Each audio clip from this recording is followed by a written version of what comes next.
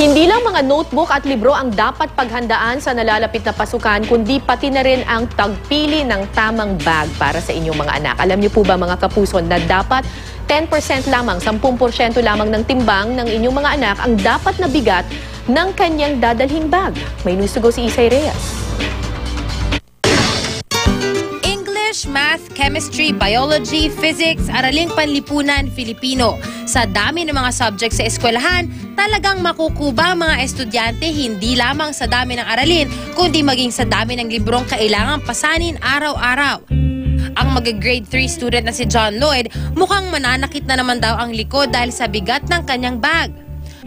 Pagdating dito sa bahay, sasabihin niya sa akin, masakit daw yung likod niya.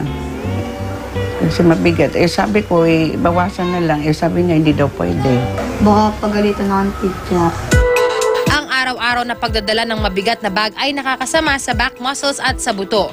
Posible itong magdulot ng bad posture.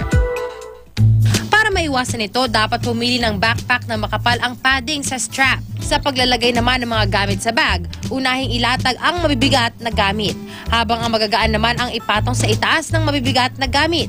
Sa ganitong paraan daw mapapantay ang timbang na ikakarga sa likod. Kahit magaan lang yun pero nahihirapan yung anak mong magsuot ng backpack, ibig sabihin nun masyadong mabigat para sa kanya.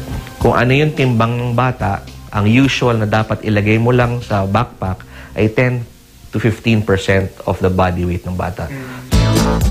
Pwede rin gumamit ng stroller bag o bag na digulong kapag hindi talaga maiiwasang magdala ng maraming gamit.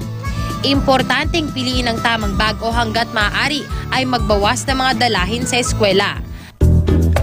Dahil sa mga notebook at libro man nagsisimula ang kaalaman, hindi dapat ito pagmula ng sakit ng katawan at masamang lagay ng kalusugan. Isay Reyes, GMA News.